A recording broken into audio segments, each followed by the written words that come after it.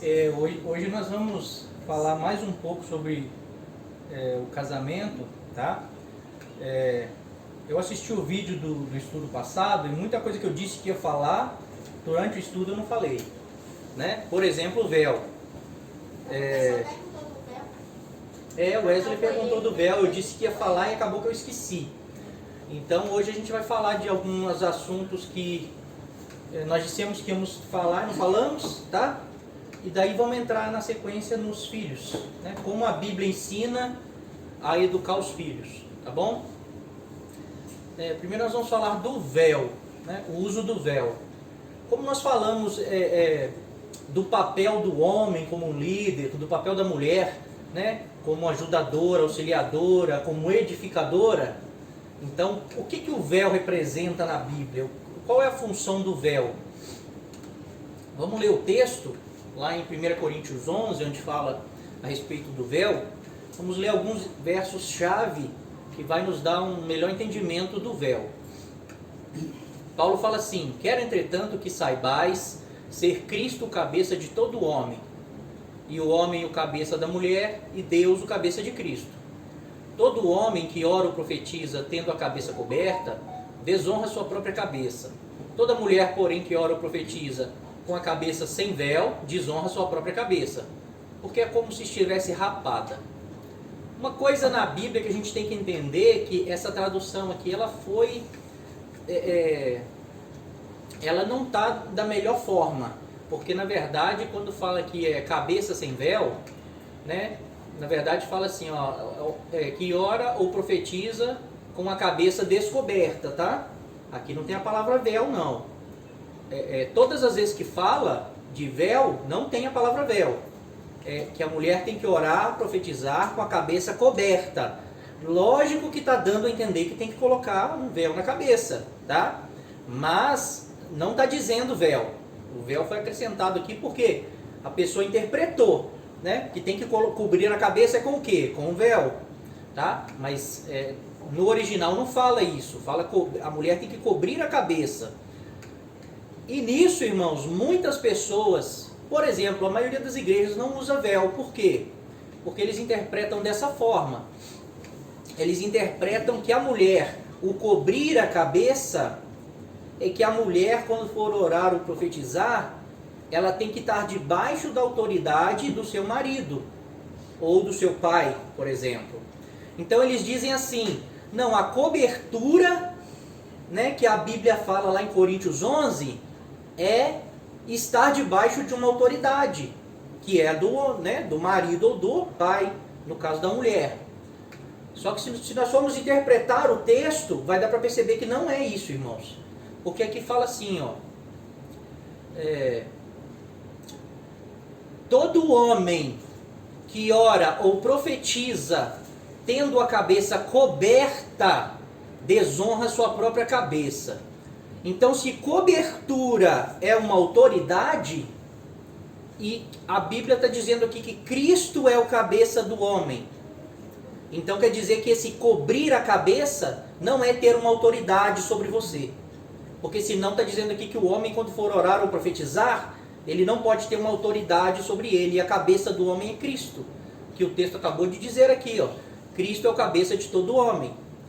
Os irmãos entenderam o que eu quis explicar? Não, eu não.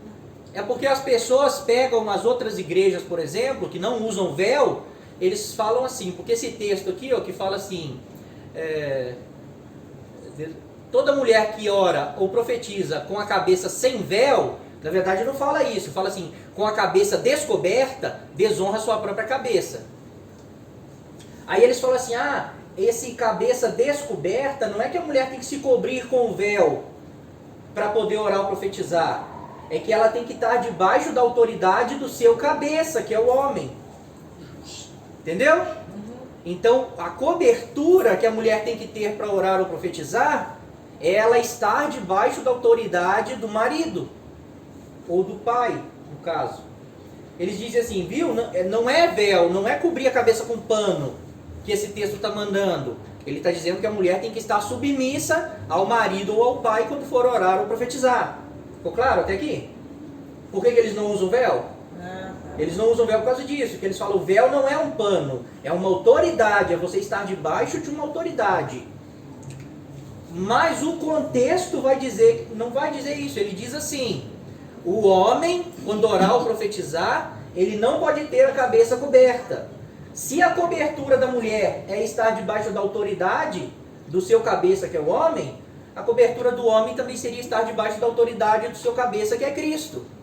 Então, se for interpretar dessa forma, vai se dizer assim que o homem, quando for orar ou profetizar, não pode estar debaixo da autoridade do seu cabeça, que é Cristo.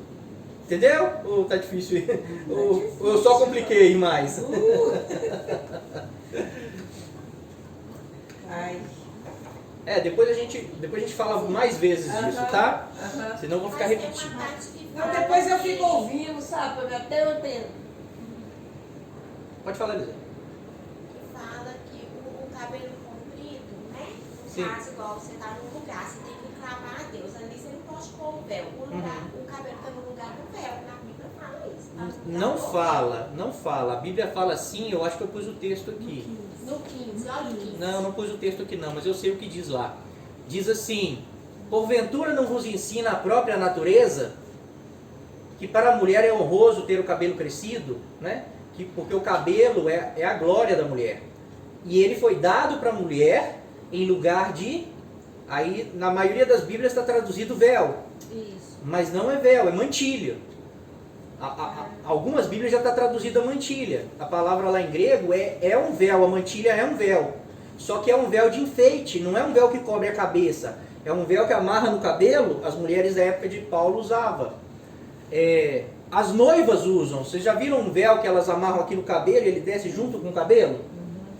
Então o que o versículo 15 está dizendo? Ele está falando assim, olha, não vos ensina a própria natureza. Que natureza? A natureza da criação. Deus criou o homem, né? Criou a mulher com o cabelo comprido. Por quê? Porque a mulher ter o cabelo comprido, para ela é honroso, porque o cabelo é a glória da mulher. O que é glória? Quer ler o texto? Só para Sim. ler certinho isso. Mas tem.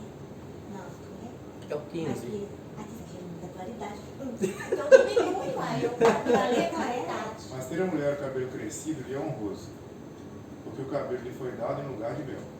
Sim, lê o 14. A gente fala assim, não vos ensina a própria natureza, o 13 ou o 14. É o versículo 13 e 14. Lê o versículo 13. Julgai entre vós mesmos, é decente que mulher ore a Deus descoberta? É decente que a mulher ore a Deus descoberta? Ou não vos ensina a mesma natureza, A natureza, que é desonra para o varão ter cabelo crescido? Para o varão. Isso, mas fala para a mulher é uma glória, não? Fala não. Mas ter a mulher o cabelo crescido lhe é honroso. Ah, esse aí tá honroso, né? É isso. Outras traduções falam que é uma glória. Na verdade, a palavra certa é glória. No grego é glória. Até a palavra lá é a mesma. Tá?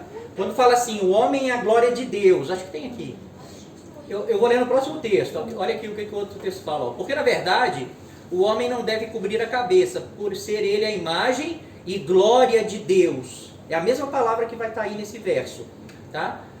Mas a mulher, ele é a glória de Deus, mas a mulher é a glória do homem. Portanto, deve a mulher, por causa dos anjos, trazer véu na cabeça, como sinal de autoridade. Então esse texto aqui está falando assim, o homem não deve cobrir a cabeça, quando for orar ou profetizar, porque ele é a glória de Deus. Ele é a imagem e glória de Deus. E a mulher é a glória do homem. Mas o que esse texto está dizendo? Que a mulher, a glória aqui, assim como nesse texto aí fala assim, que o cabelo da mulher é para ela uma glória, foi lhe dado, né? O cabelo, é honroso para a mulher ter cabelo crescido, porque o cabelo é a glória da mulher, é porque glória é beleza nesse contexto. Quando fala assim, o cabelo é uma glória para a mulher, é beleza. O cabelo enfeita a mulher. Por isso que o texto diz assim, não vos ensina a própria natureza, a natureza do gênero humano. Deus fez o homem dessa forma e fez a mulher com o cabelo comprido. Por quê? Porque o cabelo lhe foi dado em lugar, aí algumas Bíblias traduzem véu. Não é véu. Em lugar de mantilha. Que mantilha Paulo está escrevendo, e nós temos que entender a época de Paulo. Ele está falando, ó, o cabelo foi dado para a mulher em lugar de mantilha, que era um véu que todas as mulheres usavam no cabelo como enfeite, como adorno. Então mantilha é um adorno. Tá dando para as irmãs entender? Então, na verdade, não precisava delas usar esse véu que elas usam hoje, então, não? Precisa, é isso que eu estou querendo explicar para os irmãos. Eu estou entendendo, eu sei que não está entendendo. Vamos voltar aqui, porque eu pulei antes de vocês Então entenderem. significa o véu, não é que é Oi? falando mantilha, mas é o véu. Sim, mantilha é um véu. Não entendi. Quando fala assim, não vos ensina a própria natureza, ser desonroso para o homem ter o cabelo crescido, mas para a mulher é uma glória. O cabelo é o adorno da mulher, é o enfeite. Deus deu o cabelo para a mulher para enfeitar a mulher, embelezar. Entendeu? Aí o texto diz assim que a natureza do gênero humano, a natureza ensina isso. A mulher tem o cabelo que é um enfeite natural dela. O homem não. O homem não pode usar cabelo crescido, porque ele é homem, né? Então é isso que Paulo está falando. Aí Paulo, não vos ensina a própria natureza, ser para a mulher ter, honroso ter o cabelo crescido, porque o cabelo lhe foi dado em lugar de... Aí essa palavra aí é como se fosse um adorno, mantilha, não é véu. A palavra aí não é véu, é outra palavra. A maioria das Bíblias traduzem para véu, mas as Bíblias novas já traduzem para mantilha. Porque a palavra lá é mantilha. Por causa que tem essa palavra aí, véu, as igrejas pararam de usar o véu. Porque eles falaram assim, não, o cabelo foi dado no lugar do véu. Deu para entender? Mas a palavra não é véu. Paulo acabou o assunto, ele falou assim, não vos ensina a própria natureza, é isso que a gente tem que entender. Natureza do quê? Quando Deus fez a mulher, já fez ela com o cabelo para enfeitar a mulher. Então a natureza da criação já mostra que a mulher tem que ter o cabelo crescido e o homem não, tem que ter o cabelo curto. Porque o cabelo foi dado para a mulher em lugar para adornar ela, para embelezar ela. Por isso que esse texto aqui, ó, tanto é que ele fala aqui, ó, a mulher toda que ora profetiza com a cabeça em véu, desonra sua própria cabeça. Porque é como se tivesse rapada. Por que ele está falando isso aqui? É como se tivesse rapada. Porque as mulheres, hoje até pode ser que as mulheres, né, andam com o cabelo igual ao homem, mas nessa época era desonroso. Então, orar sem o véu era a mesma coisa que uma mulher que usasse o cabelo como um homem. Era desonroso para ela. O cabelo é o enfeite da mulher. O cabelo diferencia o homem da mulher, né? A própria natureza da criação fez a mulher assim. E o cabelo, nesse texto aí, nessa Bíblia sua não, mas na minha Bíblia fala assim, o cabelo é a glória da mulher. O cabelo é a glória da mulher. Aí nesse texto aqui, ó, na continuação, eu não pus tudo. Mas se a gente ler todos os versos, vai dizer assim que a mulher tem que colocar o véu quando for orar ou profetizar. Por que Paulo está falando que a mulher, quando for orar ou profetizar, tem que pôr o véu? Se o véu fosse o cabelo. Ele não precisaria dizer isso. Ele precisaria dizer somente a mulher deixa o cabelo crescido. Porque em todo momento ela teria o cabelo. Mas ele está falando, ó, quando for orar ou profetizar, ponha o véu. Então não é cabelo, a não ser que seja uma peruca, né? Peruca a gente tira e põe. Mas eu estou querendo mostrar para os irmãos o que as pessoas usam para não usar o véu. Porque as pessoas vão questionar vocês nisso. Eu estou querendo já ensinar, porque principalmente para as mulheres, quando alguém for interrogar, vai falar assim, mas por que vocês usam o véu? Se o cabelo, a Bíblia fala que o cabelo é o véu.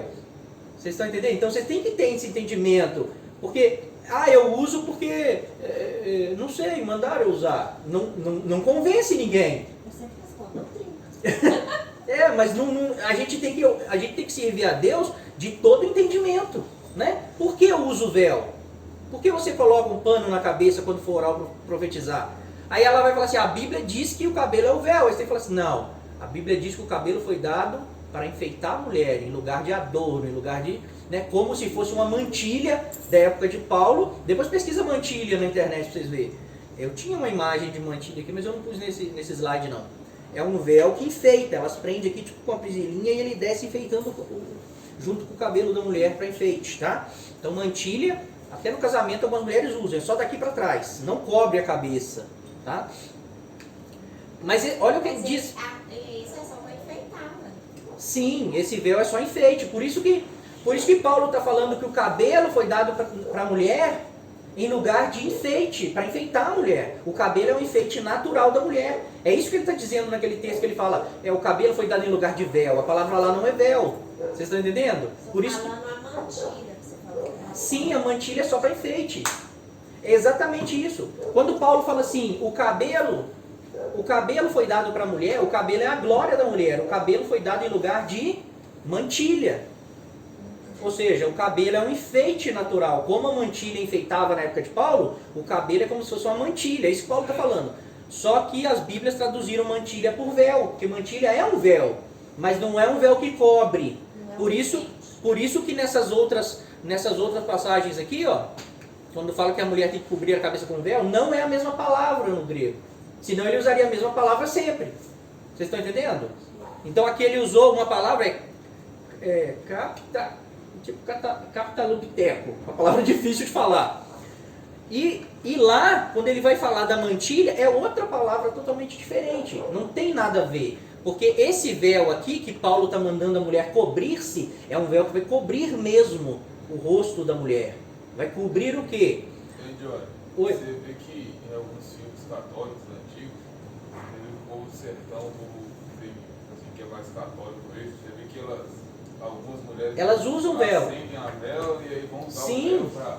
A igreja católica usava véu até pouco tempo atrás, porque o véu é bíblico, tá? O véu é bíblico. Mas tem as mulheres que usam ainda. Mas sabe por que não usam hoje? Por causa que o feminismo entrou na igreja. Aí as mulheres, porque o véu representa uma submissão. Vocês estão entendendo? A quem? Ao cabeça, ao líder. Então quando a mulher se cobre num culto público, ela está dizendo que ela é submissa ao seu líder, ao seu pai ou ao seu marido. Quando o feminismo entra na igreja, elas interpretaram isso aqui e falaram assim, não, o cabelo é o véu, nós não vamos usar isso aí não. Vocês estão entendendo? É por isso que a gente tem que estudar profundamente as escrituras, examinar mesmo, para a gente voltar às raízes da Bíblia. Tem coisa que a gente está praticando. A gente não, né? Nós usamos, mas a maioria das igrejas não usa, porque o feminismo entrou e tirou um mandamento da Bíblia. Tá? Mas eu vou mostrar para vocês o que eles usam para dizer isso. Né? Essa passagem eu nem coloquei. Quando eles falam assim, o cabelo foi dado em lugar de véu. Depois eu vou mostrar no meu aplicativo, que vocês vão ver que não é véu a palavra lá. É mantilha, que é um véu de enfeite, não é o véu que cobre.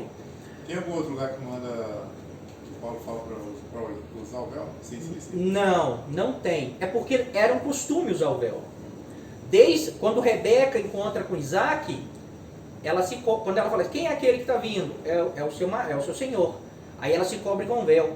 Então, por exemplo, os árabes até hoje eles usam véu, só que daí eles já são radicais. Né? Burca, as mulheres nem podem aparecer na rua. Por quê? Porque eu vou mostrar o objetivo do véu. Ele tem dois objetivos. Tá? Ele tem dois objetivos na Bíblia. Mas o véu não é uma coisa que precisava ensinar. Era uma coisa que todo mundo usava. Todas as mulheres usavam. Já era entendido. Por exemplo, quando em alguns lugares até hoje, quando chega uma visita, as mulheres não aparecem. Porque a beleza, né, a beleza das mulheres tem que ser só do marido, só o pai que pode ver. Então já existia esse costume. Quando as mulheres não faziam parte dos cultos, lembra que nas sinagogas as mulheres não podiam ir. Quando Cristo vem e estabelece a igreja, agora as mulheres podem cultuar. Aí começa a vir ensinamentos. E lá em Corinto, era uma cidade que tinha muitos gentios, né? Ela tinha... era uma cidade portuária e vinha gente de todos os países. Então muitas mulheres que moravam lá de vários países estavam se convertendo ao cristianismo. Só que elas tinham que seguir os costumes dos judeus, né? Isso mesmo, do judaísmo. Elas tinham que seguir. Por quê? Porque é um costume que Deus deu para eles. Existe essa hierarquia desde o Antigo Testamento. Lembra, a gente leu lá, né, da mulher, quando fizeram voto, todas aquelas coisas. Já existia essa hierarquia desde o Éden. Desde o Éden foi dada essa hierarquia, não de qualidade, né, mas de posições. Então, quando lá em Corinto, Paulo escreve para Corinto, porque eles usam, Isaac falou uma coisa importante, eles usam muito isso. Eles falam assim, não, isso é um mandamento para a igreja de Corinto. porque senão ele teria mandado a todas as igrejas, né? Mas, quando Paulo escreve Corinto, lá em Corinto 11 ele fala, 1 Coríntios 11 ele fala do véu. Em 1 Coríntios 14, ele fala, reconhecei que tudo que eu vos tenho escrito é mandamento do Senhor, e que é para ler em todas as igrejas. Então todas as cartas, apesar de ser endereçada a uma igreja, depois elas eram repassadas em todas as igrejas. Tá? E lá em Corinto as mulheres não estavam usando véu. Começou tipo, como se fosse uma onda feminista. Né? E Paulo fala, não, quando a mulher for prestar culto, ela tem que se cobrir com véu. Por quê? O porquê que é o mais importante. Né? Olha só, Paulo fala assim, quero entretanto que saibais ser Cristo o cabeça de todo homem, e o homem é o cabeça da mulher, e Deus o cabeça de Cristo. Lembra que nós falamos que Cristo é o cabeça da igreja? Mas por que esse texto aqui está falando que ele é o cabeça do homem? Porque cada homem é o líder de uma família, e a igreja é composta de famílias. Então aqui está dizendo, ó, Cristo é o cabeça do homem, o homem é o cabeça da mulher, Deus é o cabeça de Cristo. Aí Paulo fala assim, todo homem que ora ou profetiza tendo a cabeça coberta, desonra a sua própria cabeça. Então, aqui vai cair um mito que eles usam para não usar o véu. Eles dizem assim que o véu é a mulher estar debaixo da autoridade do marido. Não é algo que vai cobrir a sua cabeça. Ficou claro? Tá dando para entender? Agora tá. É. Só que, por que não é? Porque senão Paulo não diria isso aqui, ó. Todo homem que ora ou profetiza, tendo a cabeça coberta, desonra a sua própria cabeça. Porque se a mulher tem que, quando for orar ou profetizar, tem que ter a cobertura, e eles dizem que a cobertura está debaixo de uma autoridade do homem, por exemplo, então o homem também teria que ter a sua cabeça coberta, porque ele está debaixo da autoridade de Cristo. Ficou claro? A gente volta depois. Então, a cobertura não é autoridade. A cobertura aqui é um véu mesmo que tem que cobrir a cabeça. Tá? Então, eles usam esse texto para dizer, não, cobertura é uma autoridade. A maioria das igrejas fala isso. Né? A mulher, quando estiver no culto, ela tem que estar debaixo da autoridade, por exemplo, do pastor. Aí ela pode pregar, ela pode ensinar, ela pode fazer tudo. Que ela está debaixo dessa autoridade. Mas aqui Paulo não está falando de autoridade, porque senão ele não diria que o homem orar ou profetizar com a cabeça coberta era desonroso, porque o cabeça do homem é Cristo.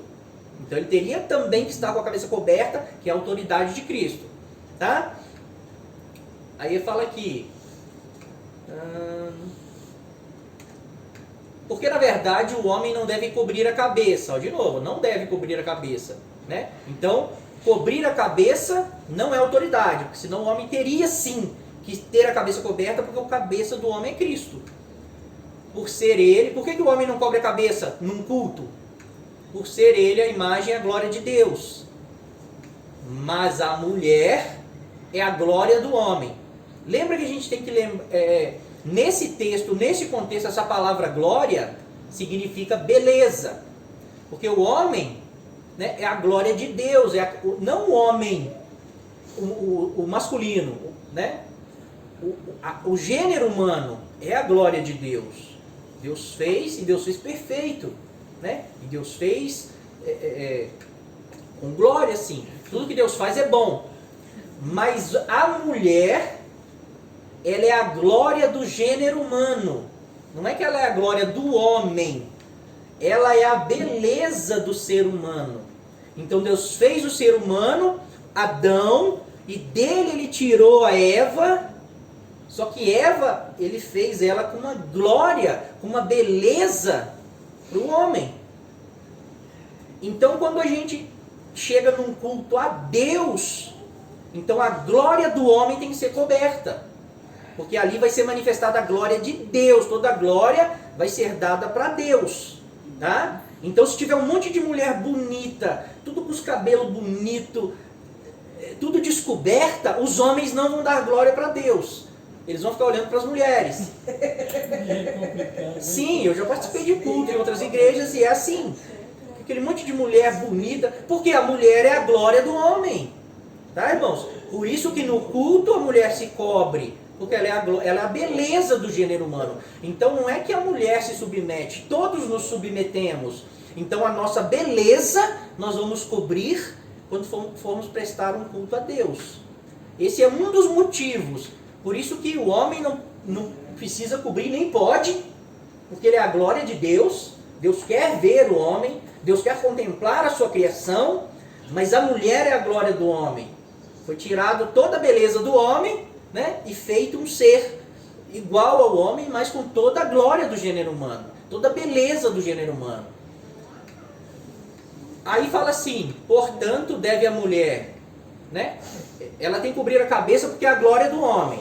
Então é porque ela é bonita, né, ela é a beleza do gênero humano.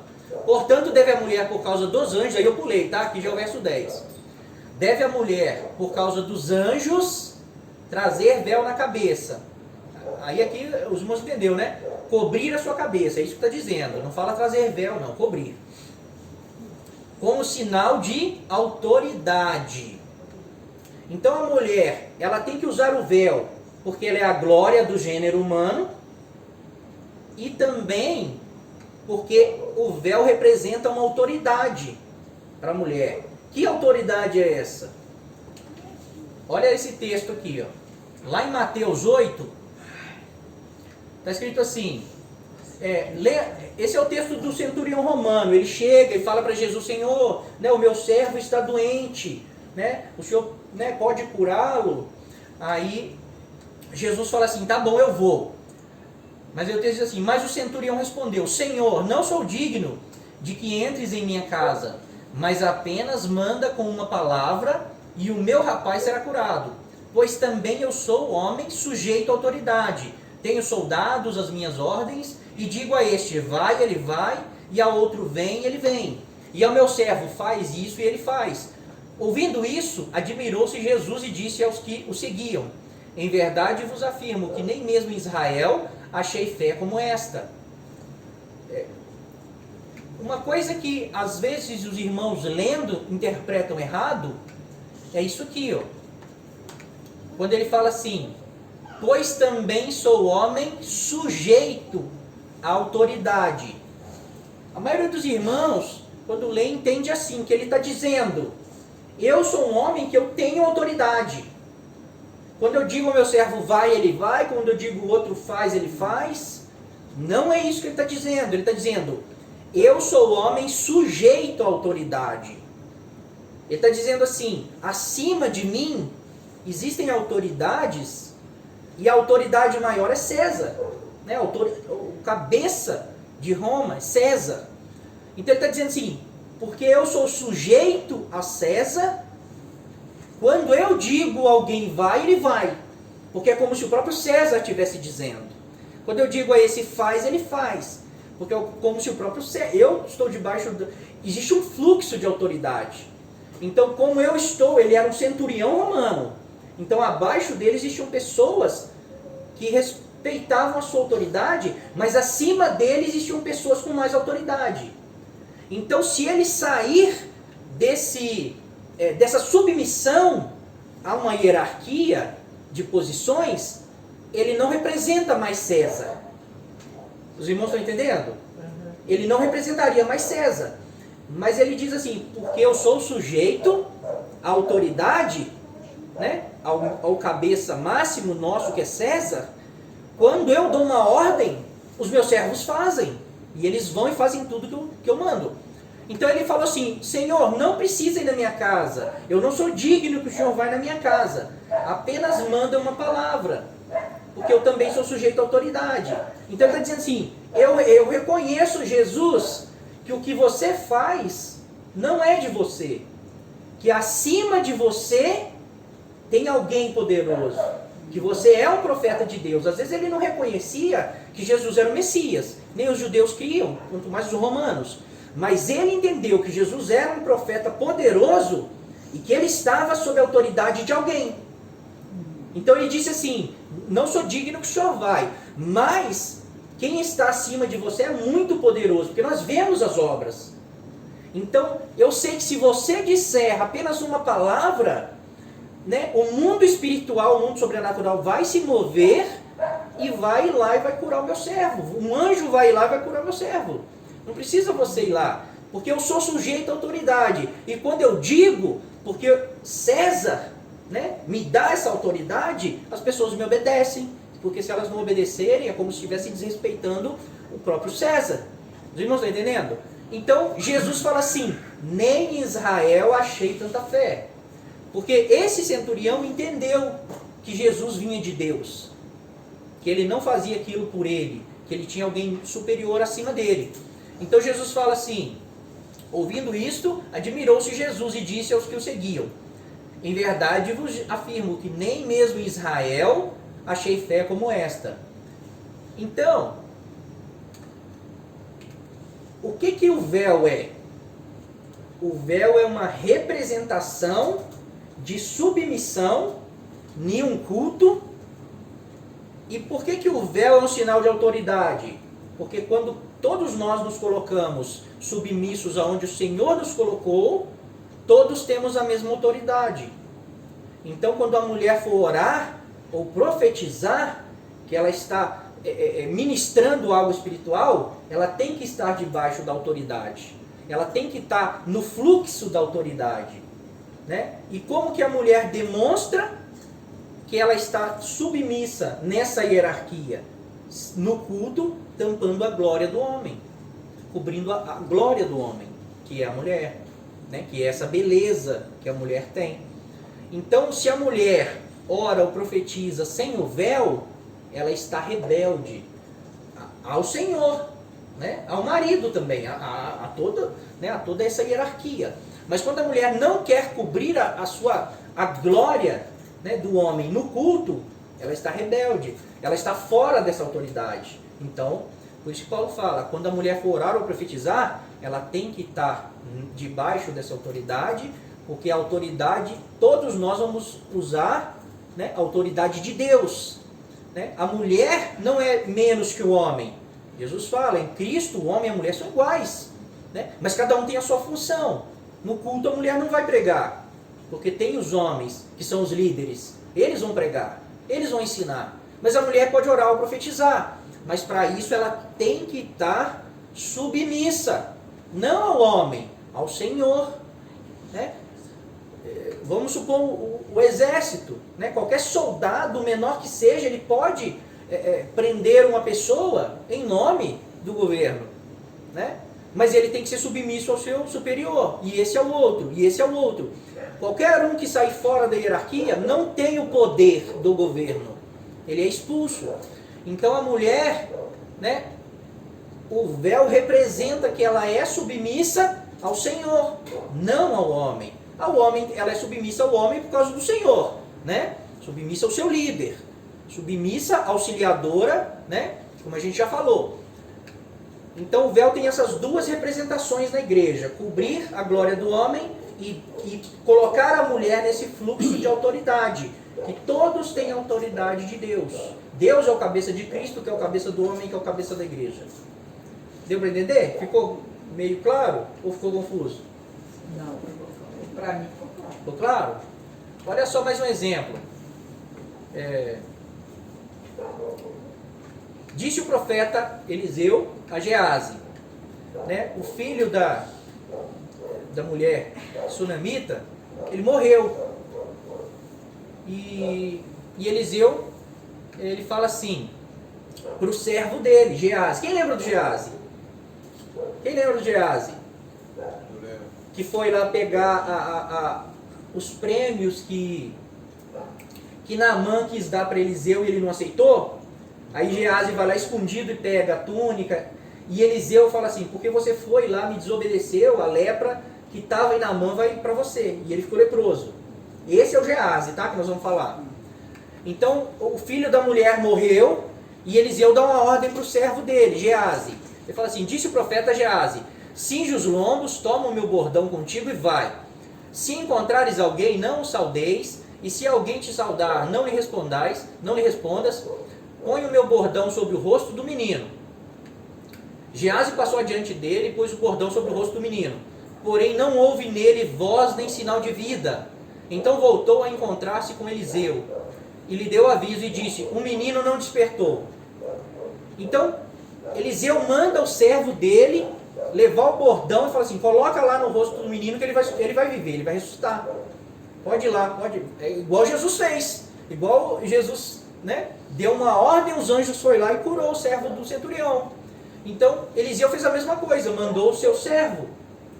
Só que Geazi foi e fez o que Eliseu mandou, mas não deu certo. Não resolveu.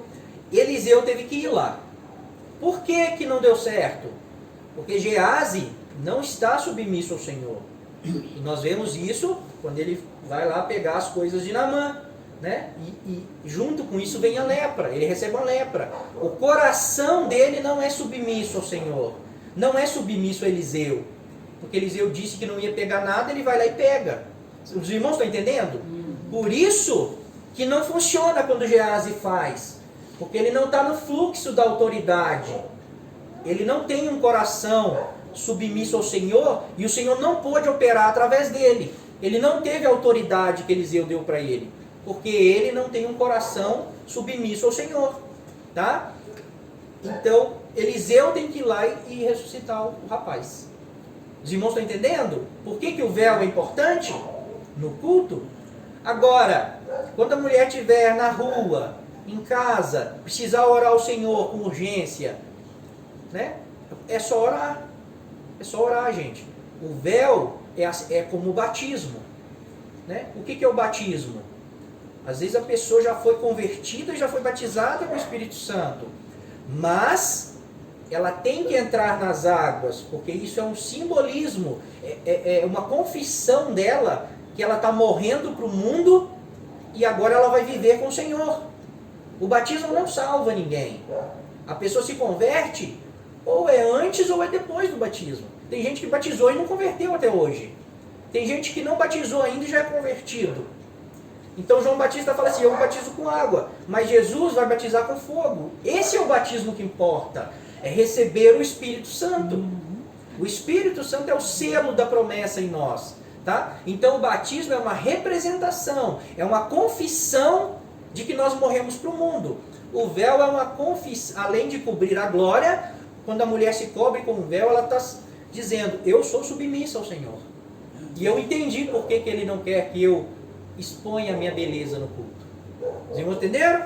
Então o véu é isso, tá? Aquele texto que fala que o cabelo foi dado em lugar de véu, não está dizendo isso, está dizendo que o cabelo foi dado, por isso que Paulo fala, não vos ensina a própria natureza, vê que ele vai mudar de assunto. Ele não está falando mais de culto. Agora ele está falando, quando Deus fez a criação, a mulher foi dado o cabelo para enfeitar a mulher. Então não vos ensina a própria natureza? Para a mulher é honroso ter o cabelo crescido, porque o cabelo lhe foi dado em lugar de mantilha, em lugar de adorno. O cabelo é enfeite da mulher. Por isso que ela tem que ter o cabelo crescido. Ali não está dizendo de véu. Está dizendo, é honroso a mulher ter o cabelo crescido, porque foi assim que Deus fez. E o cabelo é a glória da mulher, é a beleza dela. E uma mulher que rapa o cabelo curto igual homem, fica esquisito para mim. Né? Eu não vejo beleza nenhuma mais, para mim é igual homem. Então, existe esse fluxo de autoridade, tá, irmãos? E se na Bíblia requeresse que o homem fizesse algo, ele teria que fazer também, tá? Se tivesse que fazer algum rito para entrar na presença do Senhor, teria que fazer.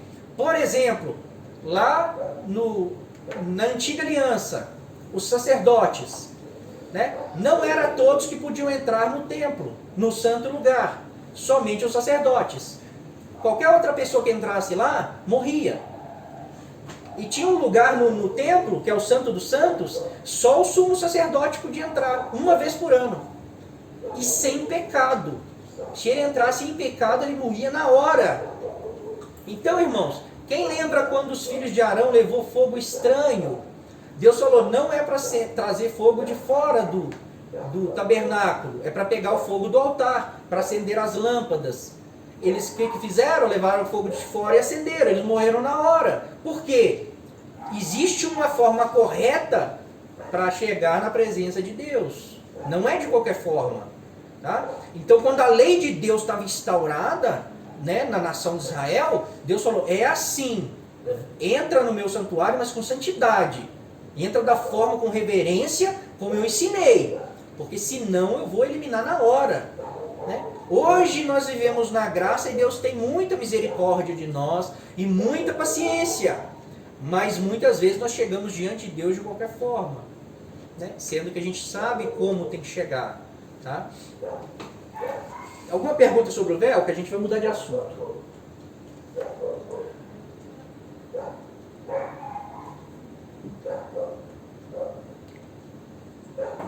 Só pergunta fácil, Johnny. É igual você falou, não, quando alguém perguntar a elas, para elas falar. Então é um jeito fácil, mais fácil. Como seria? Depois a gente pode fazer um resumo só para as irmãs, né? Eles podem perguntar, muita gente pode perguntar isso para elas, já, né? Ué, mas a resposta já está aí. Aqui tá fácil, só que daí tem que ler, né? Tem que ler e entender, não adianta só, né? Tem que entender. Entendendo, a resposta é natural, Assim, gente. todos entenderam? Sim, eu Entendendo, a resposta é natural. Não existe um segredo. A resposta é natural. O véu é um mandamento por causa disso e por causa disso. Né? Beleza. Agora nós vamos falar de fidelidade, que nós falamos no estudo passado, né, sobre o relacionamento, o homem e mulher, né? E hoje nós vamos falar só um pouquinho mais sobre isso antes de entrar nos filhos, tá? Na criação dos filhos. Vamos fazer um resumo. Lá em Malaquias está escrito assim, olha o que Deus fala, né, para os israelitas. Ainda fazeis isso, cobris o altar do Senhor de lágrimas, de choro e de gemidos, de sorte que ele já não olha para a oferta, nem aceita com prazer da vossa mão. E perguntais, por quê? Porque o Senhor foi testemunha da aliança entre ti e a mulher da tua mocidade, com a qual tu foste desleal, sendo ela a tua companheira e a mulher da tua aliança. Então Deus não estava recebendo a oferta dos israelitas, né? Nem aceita, não estava aceitando com prazer, não estava nem atentando para eles. Por quê? Lembra que nós falamos que eles tinham um coração endurecido? E eles estavam prejudicando a mulher da mocidade? Eles casavam, né? Aí ela ficou um pouco velha, repudiava e casava com outra nova, que a lei permitia para eles. Então Deus está falando disso. Deus está falando assim, eu não estou aceitando o seu choro, o seu lamento, o seu jejum, as suas ofertas. Por quê? Porque eu fui testemunha, porque o Senhor foi testemunha da aliança entre ti e a mulher da tua mocidade, com a qual foste desleal, sendo ela a tua companheira e a mulher da tua mocidade, da tua aliança. Então Deus estava bravo com o povo de Israel nessa época, por causa daquilo que a gente falou, do que Jesus disse, né? Moisés permitiu dar carta de divórcio por causa da dureza do coração de vocês. Mas vê que Deus não estava agradando, né? E nós fizemos o estudo passado sobre divórcio, né? E acabou que nós não demos uma conclusão. Pode divorciar? Não pode. A não ser, como Jesus disse, né? Por relações sexuais ilícitas, tá? Então o resumo é esse, pode, não pode, a não ser por relações sexuais ilícitas. Aí sim, pode se divorciar. O aconselhável é perdoar. O conselho é, se a pessoa se arrependeu, perdoa, né? Restaura o casamento, desde que haja arrependimento, tá, irmãos?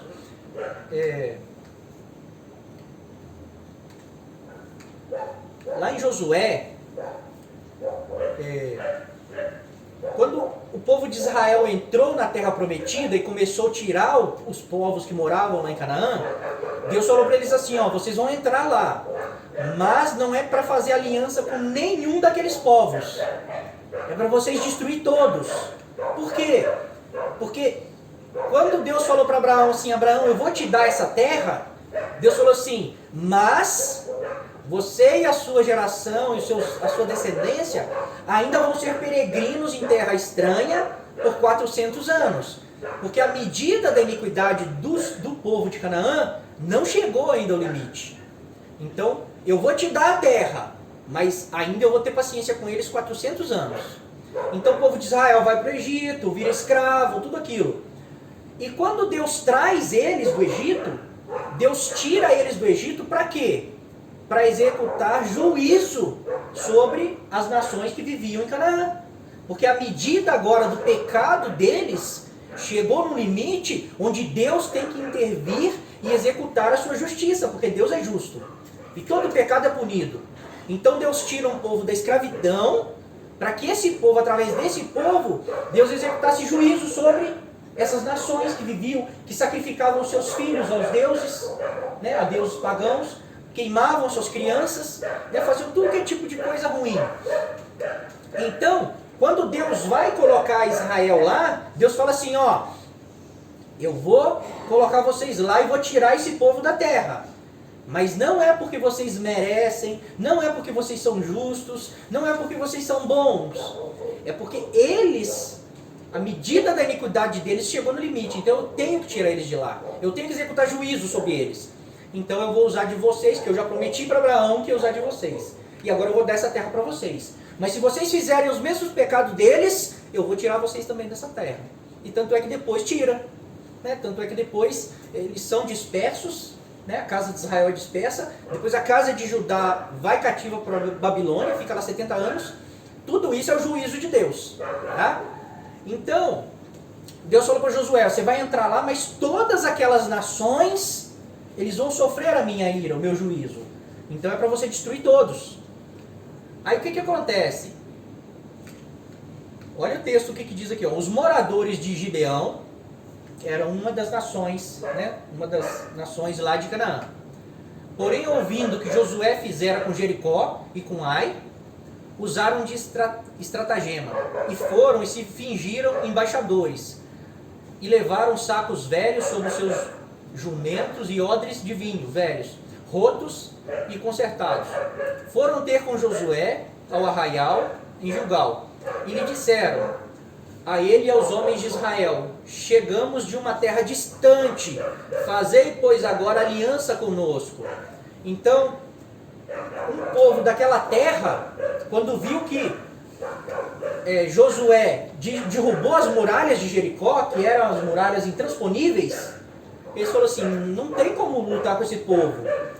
Vamos usar de estratégia, vamos lá fingir que nós não somos de Canaã e vamos fazer aliança com eles, que aí eles vão nos poupar, né? Mas eles sabiam que eles iam entrar para tirar todo aquele povo da terra. Então eles falaram, vamos fingir que nós somos de longe. Vamos pegar roupas velhas, pão velho, odres velhos, e a gente chega e fala que nós é um povo distante, não somos de Canaã. E vamos fazer aliança com eles.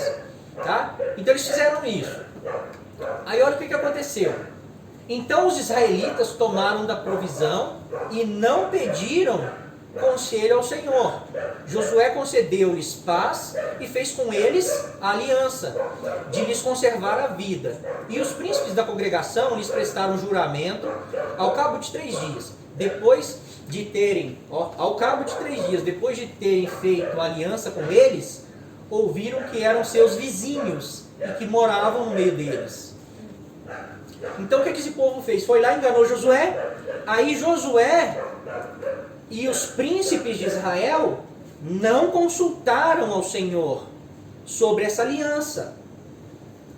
E fizeram aliança com os gibeonitas. Tá? Mas 3 dias depois eles descobriram que eles eram vizinhos, que eles eram da terra de Canaã. Tá bom, irmãos? Lembra que Deus, o que é essa fidelidade? Né? Aqui a gente vai entender como Deus vê uma aliança. Tá? Como Deus vê uma aliança. Lembra que Deus estava bravo com o povo de Israel, né? Porque Deus foi testemunha da aliança que eles fizeram com a mulher da mocidade, com a primeira esposa. Deus é testemunha das alianças e Ele não esquece, irmãos. Tá? Olha só para vocês verem essa aliança que Josué fez com um povo que Deus falou, entra lá e não faz aliança com ninguém. Eles são inimigos, eles vão ser destruídos. Tá? Então Josué não consulta o Senhor e ele faz aliança com os gibeonitas, contra a vontade do Senhor. Lembrem disso. Aí o que acontece? Os homens de Gibeão mandaram dizer a Josué, no arraial de Gilgal, não retires as tuas mãos de teus servos, sobe apressadamente a nós e livra-nos. O que aconteceu? Todas as nações de Canaã ficaram sabendo que os gibeonitas fizeram aliança com Israel. Então todas as nações de Canaã se uniram e vieram para atacar a cidade de Gibeão, os gibeonitas. Já que vocês fizeram aliança com Israel, nós já vamos destruir vocês, né? Que já enfraquece o povo de Israel.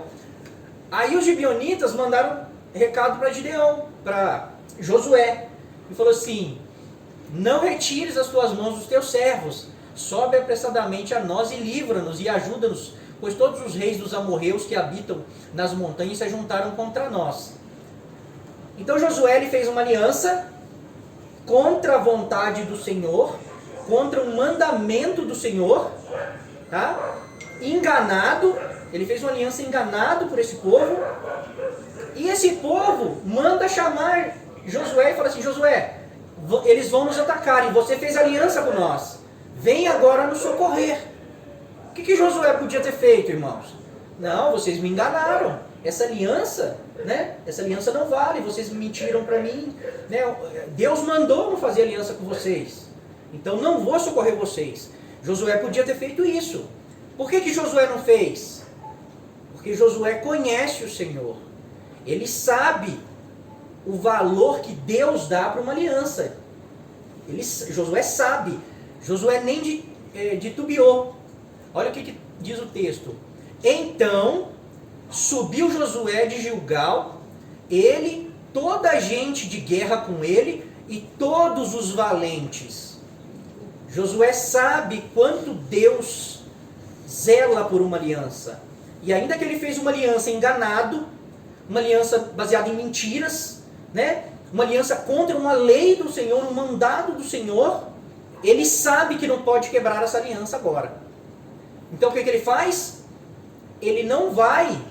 Ele podia dizer assim: não, vou honrar a aliança, mas não vou mandar todo mundo, né? Vou mandar alguns, né? Fingir que eu honrei a aliança, vou honrar pela metade. Olha o que Josué faz. Ele, toda a gente de guerra com ele, todos os valentes. Ele vai para honrar de verdade a aliança. Olha o que acontece. Disse o Senhor a Josué: não os temas, porque nas tuas mãos os entreguei. Nenhum deles te poderá resistir. O que Deus fala para Josué? Você está indo honrar uma aliança que você fez. Não precisa temer, porque eu também vou. Eu mandei você não fazer essa aliança. Você fez enganado e não me consultou. Mas honra a aliança. Como você me conhece e sabe que eu prezo uma aliança, e você está indo de todo o coração honrar essa aliança, eu vou com você. Não temas, porque eu vou colocar todos nas suas mãos. E olha o que acontece. Sucedeu que, fugindo eles de diante de Israel, a descida de Bet-Horon, fez o Senhor cair do céu sobre eles grandes pedras, até Azeca, e morreram. Mais foram os que morreram pela chuva de pedras do que os mortos à espada pelos filhos de Israel. Então, quando Josué se dispõe a honrar a aliança que ele fez com os gibeonitas, Deus vai com ele, Deus vai, e Deus mata mais pessoas dos amorreus do que os próprios israelitas. Ou seja, Deus vai com muito mais afinco honrar a aliança que Josué fez do que o próprio povo de Israel. Os irmãos estão entendendo? Como que Deus vê uma aliança? Ainda que Josué fez uma aliança que não podia, ainda que ele fez enganado, não consultou o Senhor, quando ele foi honrar a aliança, Deus foi com ele. E Deus não foi também meia boca, Deus foi mesmo.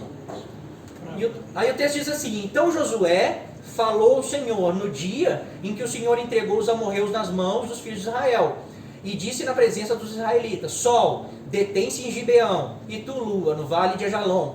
E o sol se deteve, e a lua parou, até que o povo se vingou de seus inimigos. Não está escrito no livro dos justos? O sol, pois, se deteve no meio do céu, e não se apressou a pôr-se quase um dia inteiro. Não houve dia semelhante a este, nem antes nem depois dele, tendo o Senhor assim atendido a voz de um homem, porque o Senhor pelejava por Israel. Mas lembra que Josué está pelejando pelos gibeonitas? Ele foi para honrar a aliança que fez, Deus foi com ele, Deus mandou chuva de pedra, Deus parou o sol, parou a lua, para Josué cumprir a sua aliança. Uma aliança que Deus não queria que ele fizesse. Os irmãos entendem o caráter de Deus? E Deus não muda. Deus não mudou hoje. Mas olha o que acontece depois. Deus não esquece. 400 anos depois, veio uma grande fome sobre Israel, quando Davi assume o reino. Aí olha o que acontece. Houve em dias de Davi uma fome de 3 anos consecutivos. Davi consultou ao Senhor, e o Senhor lhe disse: a culpa de sangue sobre Saul e sobre a sua casa, porque ele matou os gibeonitas. Então o que Saul fez? Os gibeonitas viviam no meio de Israel a partir dessa aliança. Saul pega e mata vários gibeonitas. Ele tenta expulsar os gibeonitas do meio de Israel. Aí o que Deus faz? Envia uma praga. 3 anos. 3 anos de fome, a terra não produzia. E outros textos falam que tinha doenças. Tá? E quando Davi vai falar, por que, Senhor, está vindo isso sobre nós? É porque Davi quebrou a aliança que Josué fez há 400 anos atrás. Mas eu não esqueci da aliança. Eu ainda estou honrando a aliança. Aí Davi, o que ele fez? Foi nos gibeonitas, falou, o que vocês querem? Pelo que Saul fez, eles pediram as condições, Davi fez e a fome cessou. Porque a aliança é eterna. Deus não esquece as alianças. E um desses gibeonitas aqui era um dos 37 valentes de Davi. E ele era um dos 3 principais. Um dos 3 principais comandantes de Davi era gibeonita. Né? Deus não esquece, irmãos. Uma aliança, a importância que ela tem para Deus, é isso aqui que a gente viu. Ó. Ele faz parar sol, lua, ele envia chuva de pedra, se você decidir honrar uma aliança. Ainda que seja uma aliança que você fez na base do erro, né? Na base do engano, alguém te enganou. Ah, eu casei com um jovem, mas ele agora está mostrando quem ele é. Né? Você buscou o Senhor? Ah, eu busquei a palavra. Né? Aí veio a palavra que Deus era comigo. Né? Mas você buscou? É assim que busca o Senhor? Né? Nós buscamos o Senhor indo no culto e se vir uma palavra de bênção, né? Às vezes você já vai lá com o coração para qualquer palavra que vir você vai pegar. Mas sim, você já vai decidido. Aí o que acontece? Como que nós buscamos a palavra para escolher o nosso parceiro para a vida? Né? É consultando a palavra, não é consultando uma pregação. Por quê? Porque Josué ele tinha os ensinamentos. Se Josué soubesse que eles eram cananeus, não tinha aliança com eles. Porque Josué conhecia a lei de Deus. Mas Josué foi enganado. Aí sim, irmãos, a gente tem que buscar um cônjuge, né? Dentro dos padrões que Deus estabeleceu. Conhecer a pessoa, ver se ele é realmente temente a Deus. Mas essa pessoa pode te enganar. Ele pode fingir que é algo que ele não é. Aí sim, depois de você conhecer a pessoa nos moldes bíblicos, aí você busca a palavra. Não, realmente, ele atende o que o Senhor estabeleceu. Agora eu vou perguntar para Deus se ele é isso mesmo. Então Josué, como não havia uma proibição de fazer aliança com povos de longe, Josué fez, não consultou o Senhor. Então primeiro a gente consulta a palavra. Como tem que ser? Como a gente tem que casar? Com quem? Quem pode? Quem não pode? Depois que você escolheu quem você quer casar, aí sim você busca o Senhor. Porque só o Senhor conhece o coração da pessoa. Tá, irmãos? Então tem gente que vai buscar o Senhor, não buscou a palavra, a pessoa não conhece a pessoa direito, às vezes até conhece, sabe que a pessoa é errada, mas tem a intenção de mudar essa pessoa. Busca a palavra, não consagra, não jejua, vai no culto, vem uma palavra de benção, casa. Aí depois é motivo para separar? Não é. Você fez uma aliança enganado, você vai ter que honrar ela até o fim agora. Tá? Como escolher? Como eu vou escolher com quem eu vou casar? É Deus que vai me revelar? Olha o que a Bíblia diz. Esta é a palavra que o Senhor mandou acerca das filhas de Zelofeade, dizendo: sejam por mulheres a quem bem parecer aos seus olhos, contanto que se casem na família da tribo de seu pai. Então existia uma lei em Israel. As pessoas podiam casar com quem eles quisessem. Eles escolhiam, mas tinha que ser da mesma tribo. Deus não queria que as tribos se misturassem. Né? Olha o que Paulo vai falar aqui, ó, jugo desigual. Não vos ponhais em jugo desigual com os incrédulos, porquanto, que sociedade pode haver entre a justiça e a iniquidade, ou comunhão entre a luz e as trevas? Então Paulo fala assim, olha, nós não devemos nos colocar em um jugo desigual com os incrédulos. Né? Todo mundo sabe o que é jugo, né? Aquela canga que coloca em 2 bois. Então você não pode escolher um companheiro para você que ele não está indo para o mesmo lugar que você. Você não pode pegar um boi forte e colocar com um boi fraco, com um boi pequeno. Por quê? Porque o boi forte vai puxar mais, a canga vai torcer e os dois vão se machucar.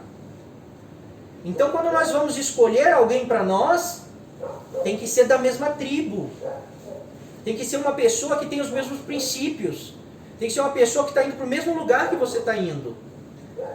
Depois que você viu que a pessoa é isso que Deus estabeleceu, é você que escolhe a pessoa. Eu escolho ela. Então agora eu vou ver se ela está dentro dos padrões que Deus estabeleceu. Propósito que Deus mesmo. Sim, conhece, vê se o coração dessa pessoa é do Senhor. Aí sim, ela é uma serva do Senhor, ela está submissa à autoridade do Senhor, como eu também estou. Aí sim, você pode buscar um sinal, uma palavra, porque pode ser que Deus diga não, porque ela está te enganando. Né? Então... Tá só ali, né? Não é da... Não, e tem uma outra página que talvez ela não está te enganando, talvez só Deus que não quer. Também, às vezes ela... Talvez ela está certinha do mesmo. Às vezes ela está ali fazendo tudo certinho, mas o coração dela ainda não é do Senhor. Deus não, sabe. mas eu falo mesmo que for. Sim. Tem a parte de Deus também. Sim. Ele fala, ela está certa, você está certo, mas não quero. Exatamente. Não é da minha vontade. Tem casais que Deus vai juntar. É isso que eu queria dizer. É porque a gente vê palavra, né? E a gente tem testemunho de pessoas que recebeu revelação de quem é seu esposo. E revelação de quem seria sua esposa. O que acontece? Deus, Ele não escolhe um companheiro para todo mundo. Não existe a pessoa certa para você. Deus nos deu livre escolha. Nós somos livres para fazer o que quisermos. Até para negar o próprio Senhor. Mas existem casais que Deus vai unir. Porque Ele tem um propósito. Tá, irmãos? Então, às vezes, nós pegamos testemunho de irmãos, que é uma exceção de Deus, pela vontade de Deus. Ele quer que aquele e aquela se unam porque Ele tem um propósito, e nós transformamos em regra. Nós transformamos em regra e achamos que toda pessoa que vier, né, e eu buscar e a palavra confirmar, foi Deus que me deu essa pessoa. Não foi, porque existe um mandamento para você. Deixará o homem pai e mãe e se unirá à sua esposa. Casar é mandamento. Então toda vez que você chegar no culto e você falar assim, Senhor, é da sua vontade que eu case com essa serva? É. Vocês são da mesma tribo. Vocês têm o mesmo propósito. É. Só que a pessoa acha, às vezes, que Deus predestinou aquela pessoa para ela. E quando casar e der errado, vai culpar Deus. Fala assim, mas o Senhor confirmou. O Senhor não está confirmando aquele. Igual o Isaac falou, às vezes sim, Deus vai falar não. Ou às vezes Deus vai falar, eu juntei. Mas na maioria das vezes Deus vai falar assim, é lógico que pode casar, eu mandei casar. Só que eu ensinei como escolher. Os irmãos estão entendendo? Então às vezes Deus fala assim, tem um casal aqui buscando palavras, se pode casar. Deus manda dizer, pode, eu permito. É da minha vontade que vocês se casem. Se a gente entender o caráter de Deus, a gente vai entender que Deus não está decretando que vocês foram feitos um para o outro. Deus está dizendo, pode casar, porque é um mandamento. A mesma coisa que se nós chegarmos na igreja e dizer assim, Senhor, eu posso me consagrar? Deus vai falar, pode. Eu ensinei você a fazer isso. Senhor, eu posso orar, buscar dons? Pode. Eu posso alimentar o pobre? Pode, eu mandei. Os irmãos estão entendendo? Então, às vezes nós pegamos exceções que Deus faz e transformamos em regras. Por exemplo, não queria falar disso, mas vou falar, pecado de morte. Né? Pecado de morte. Uma coisa que não existe na Bíblia, existe pecado para a morte. Todo pecado nos conduz à morte se continuarmos nele. Né? Mas, o que acontece? Às vezes nós conhecemos uma pessoa e ela está na igreja e está lá e vai na igreja, mas ninguém conhece o coração daquela pessoa. E essa pessoa, ela cai em um pecado que a igreja acha que é de morte, né? Ela cai em um pecado e a igreja fica sabendo. Então essa pessoa sabe que sobre ela vai vir um juízo muito forte e um julgamento muito forte da igreja. E essa pessoa não vai mais na igreja. E muitas vezes nós temos muitos testemunhos que a pessoa vira um mendigo, fica barbudo, vira um andarilho. Aí nós pegamos um testemunho e transformamos em uma regra, em uma doutrina. Nós dizemos assim, qualquer pessoa que cometer esse pecado, morreu para Deus. Deus não quer mais nada com ele, vai virar mendigo, vai se entregar à prostituição, às drogas. Mas, irmãos, a gente tem que entender isso. Paulo fala em Hebreus 6 que pessoas que caíram, não tem como renová-los mais para arrependimento. Por quê? Mas ele fala assim, pessoas que provaram os dons do Espírito Santo, a palavra, os poderes do mundo vindouro e caíram aqui é o que? Eles voltaram atrás. É impossível renová-los para arrependimento. Não está dizendo que é impossível que eles sejam perdoados. É impossível fazer uma obra maior que o sacrifício de Cristo, que entre na consciência deles e faça com que eles se arrependam novamente. Não existe sacrifício maior que o de Cristo. Então Paulo está dizendo, essas pessoas que provaram de tudo, mas não querem mais, é impossível renová-los para arrependimento. Porque só existe perdão se tem arrependimento. Então, se não tem como fazer nada maior para que eles se convençam que estão em pecado, nada maior que o sacrifício de Cristo, então não tem obra maior. Então é impossível renová-los para arrependimento. É impossível uma obra que faça com que eles se arrependam agora. Então, às vezes, irmão, aí na continuação ele fala assim, ele faz uma parábola, ele diz assim, porque a chuva, a terra que recebe todos os dias a chuva, né, a terra boa, ela produz para o seu Senhor, produz frutos, e ela é abençoada. Mas a terra que recebe todos os dias a chuva e produz abrolhos e espinho, essa está perto de ser queimada. O que Paulo está falando? Ele está falando assim, tem pessoas que todos os dias Deus vai enviar a palavra, vai falar com ela, mas o coração dela é ruim. O coração dela não recebe. Então, a palavra vai entrando e em vez de gerar fruto, vai gerar abrolho e espinho. Essa pessoa, irmãos, muitas das vezes ela já está morta, mas está dentro da igreja. A palavra não está gerando vida nela. Ela é uma pessoa morta. Ou ela é uma pessoa que nunca nasceu de novo. Ela nunca creu, ela veio por emoção. Aí a pessoa às vezes nunca creu, ou a pessoa às vezes está morta dentro da igreja já, há muito tempo. E quando ela tem uma oportunidade de pecar, ela peca, manifestando o que ela é. E ela não aceita o julgamento da igreja e daí se joga no mundo e se suja. Mas isso não é uma regra. Isso não é uma doutrina. Porque às vezes um jovem com o coração puro, uma jovem, uma criança, uma pessoa que não tem instrução dos pais, do ministério, ele cai num pecado desses. Só que ele tem arrependimento no coração, e ele quer voltar aos pés do Senhor, ele quer pagar o preço, se humilhar, sofrer as consequências do seu pecado. Só que aí a igreja não aceita, né? A igreja apaga o pavio que fumega, ela quebra a cana trilhada. A pessoa tem chance sim, mas aí vem um e diz que não, você morreu para Deus. Então transforma uma exceção, um testemunho em uma doutrina. E agora todos que caem nesse pecado estão mortos. E isso, irmãos, é um perigo. A gente não pode fazer isso. A Bíblia não diz isso, de forma nenhuma. A Bíblia diz que todos os nossos pecados podem ser perdoados, desde que haja arrependimento, não importa qual. Porque o sacrifício de Jesus é suficiente.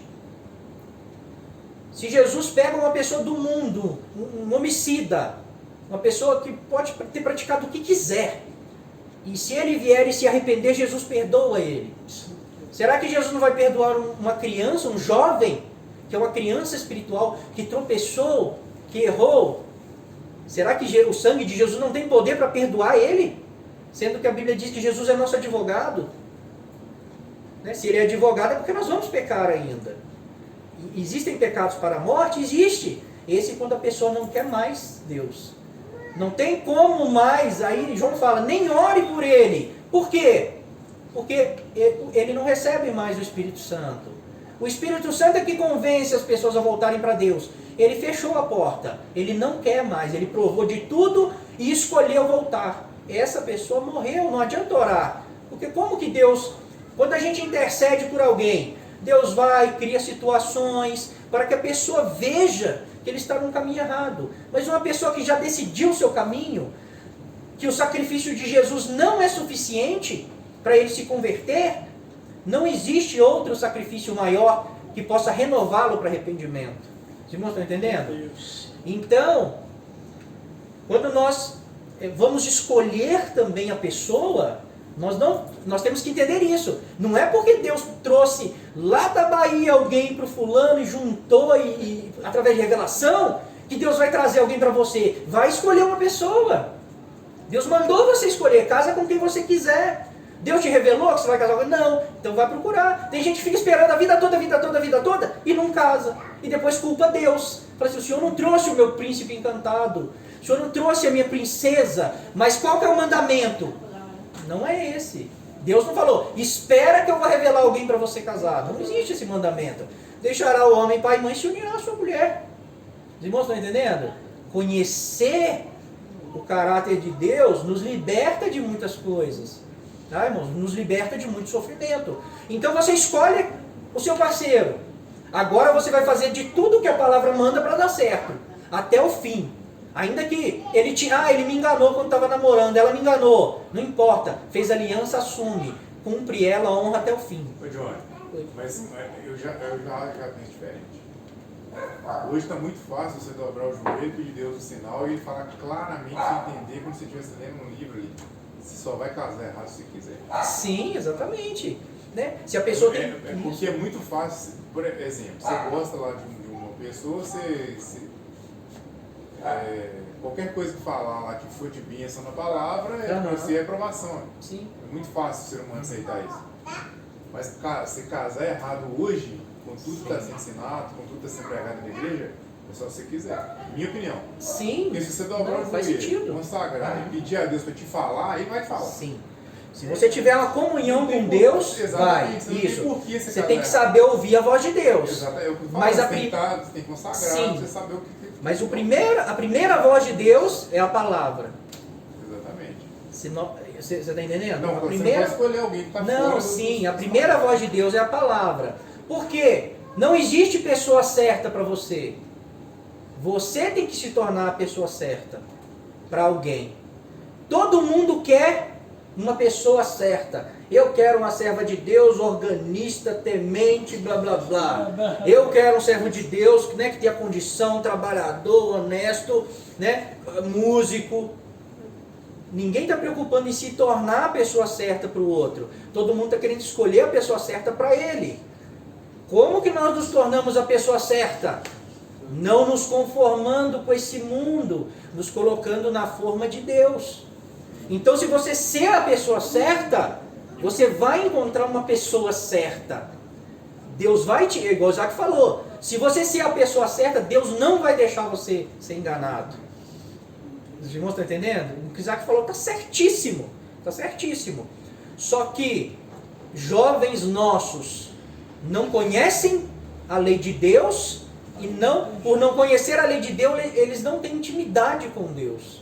Então eles buscam palavra e qualquer palavra de benção está confirmada em casa. É nesse sentido que eu estou falando, tá, Isaac? É isso mesmo. Se tiver comunhão com Deus, não vai dar errado, com certeza. Mas se você tem uma comunhão com Deus, você vai se tornar o que Deus quer que você se torne. Mas hoje é impossível achar também, assim, quase impossível você achar um irmão que está seguindo esses padrões aí. Sim. É porque não existe. É verdade. É porque não existe. Não existe homem nesse padrão, nem mulher nesse padrão. Não existe. Por isso que vai... Mas é por isso que tem que orar, fazer a parte da gente, e Deus Exatamente. vai falar se tá certo. Exatamente. Aí o que acontece? Pedir Deus nosso. E outra coisa também, às vezes mostra até o que não está dando certinho. Sim, mostra. Depois Deus vai fazer a obra e bater no caminho certo. Mas vamos supor o seguinte: a Yasmin se torna. Da velha. Eu vou jogar para Yasmin. A Yasmin se torna essa serva de Deus que nós falamos no estudo passado, né? No estudo passado. A serva.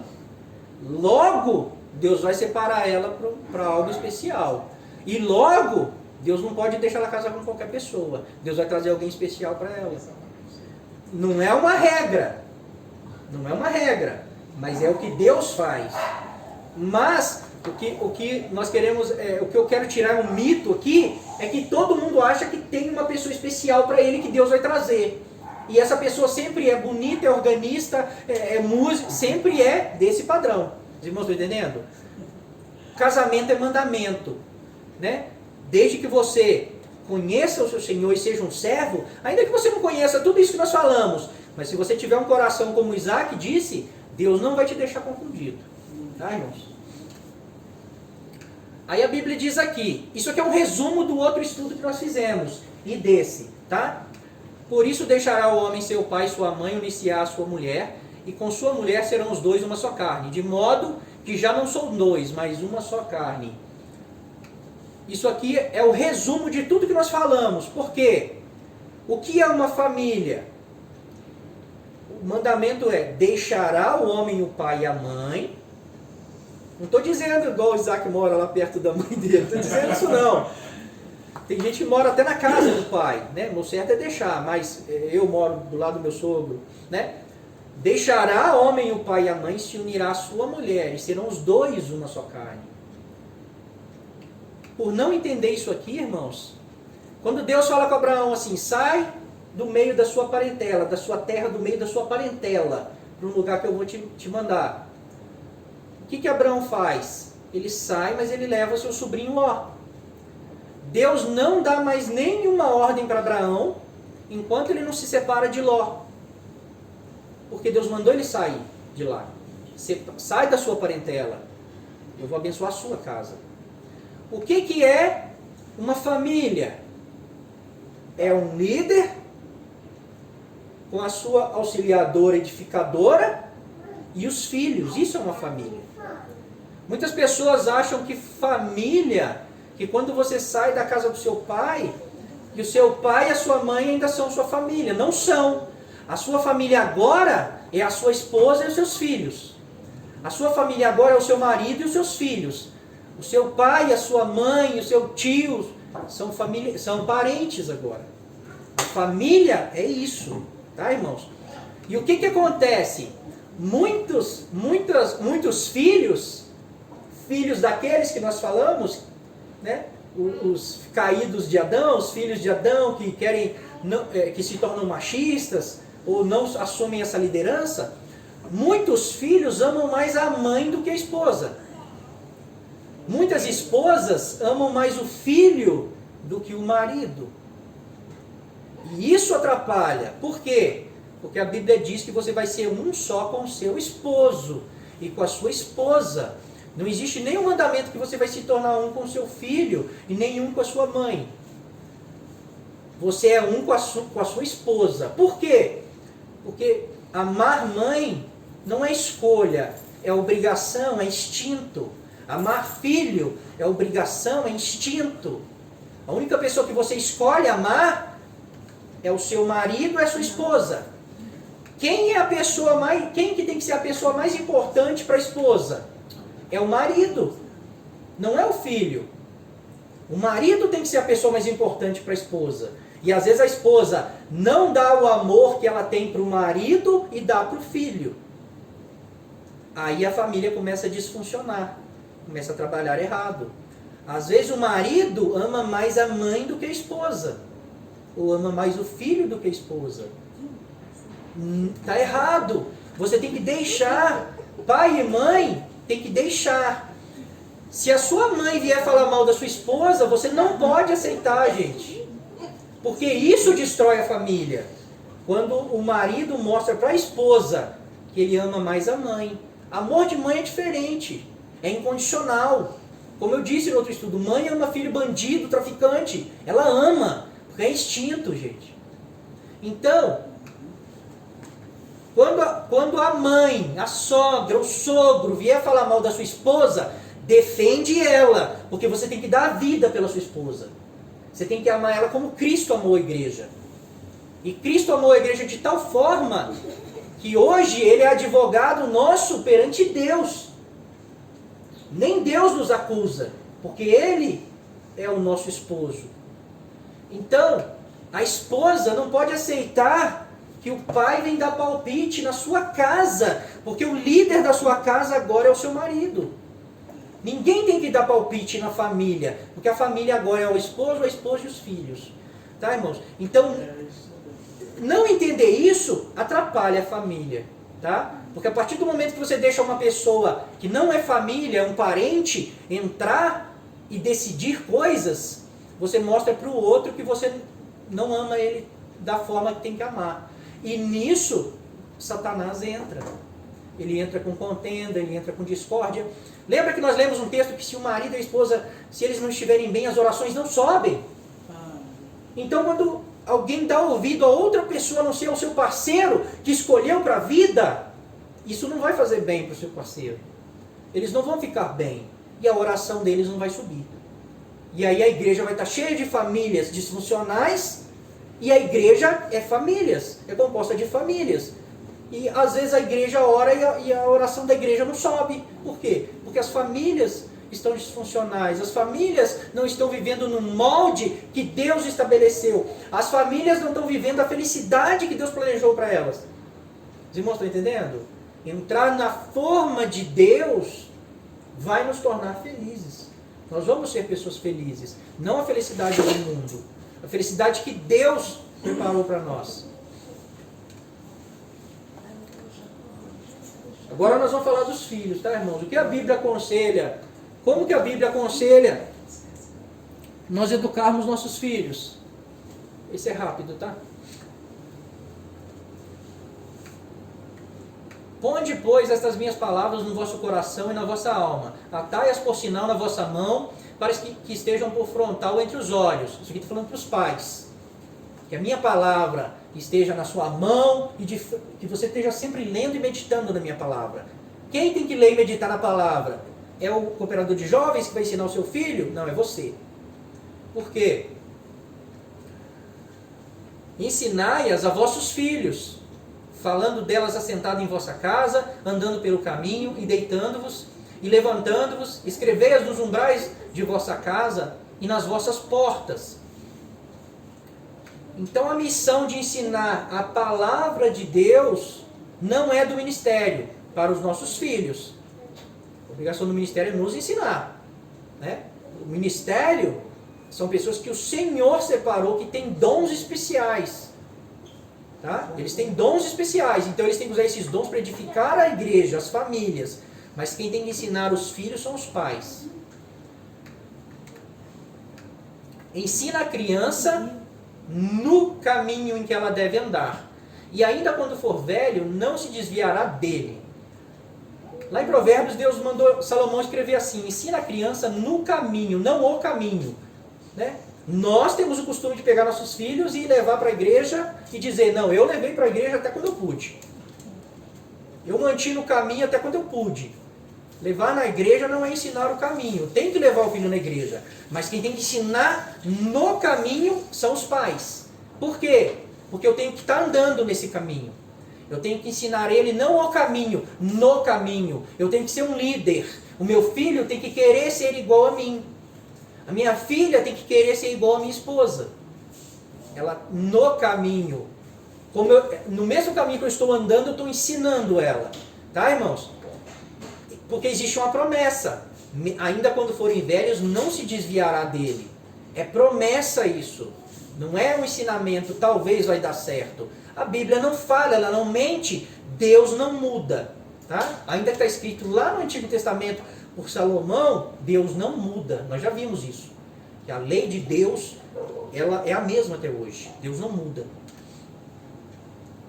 Filhos, obedeceis a vossos pais no Senhor, pois isso é justo. Honra teu pai e tua mãe, que é o primeiro mandamento com promessa, para que te vá bem, e sejas de longa vida sobre a terra. E vós, pais, não provoqueis vossos filhos a ira, mas criai-os na disciplina e na admoestação do Senhor. Né? Então isso é um conselho claro, não vou nem gastar tempo nele. Filhos, em tudo obedecei a vossos pais, pois fazê-lo é grato diante do Senhor. Pais, não irriteis os vossos filhos, para que não fiquem desanimados. Né? Agora vai entrar a questão polêmica, tá, irmãos? A estutícia está ligada ao coração da criança, mas a vara da disciplina a afastará dela. Então hoje, a forma do mundo diz que você não pode corrigir o seu filho. Né? Pode dar até prisão, se você der uma chinelada no seu filho. Hoje dá prisão se alguém ver. Né? Por quê?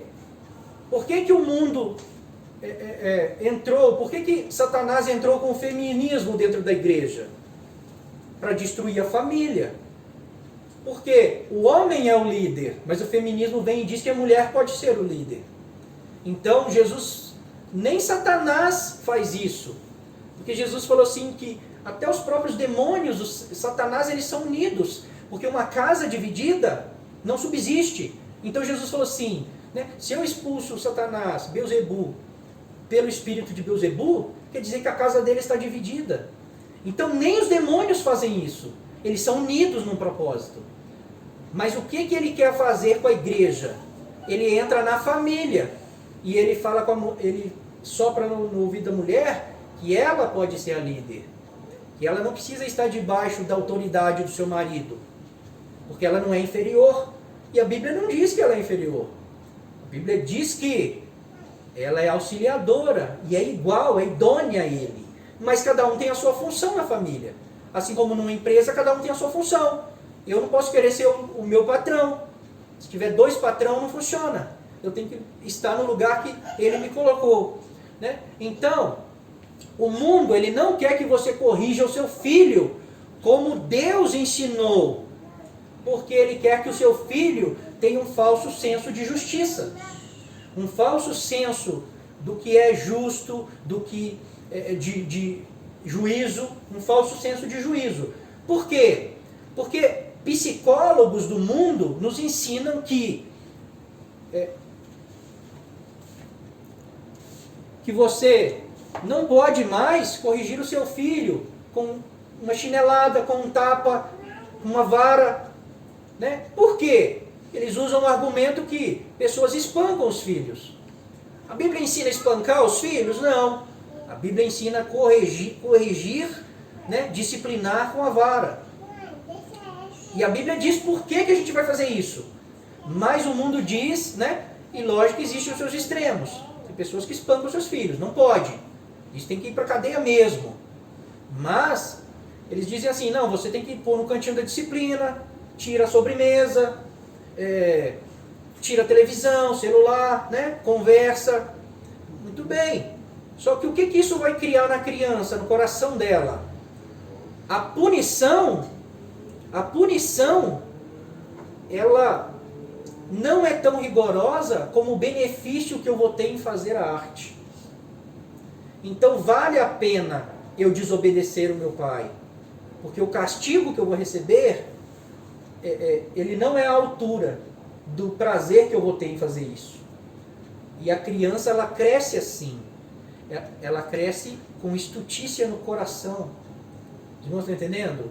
Ela cresce... Hoje, tem pessoas no mundo, a geração, a minha não, abaixo da minha geração, eles não respeitam os pais, não respeitam a polícia, eles não têm medo de nada, porque eles foram criados assim. A minha geração foi criada na vara, e a minha geração era diferenciada.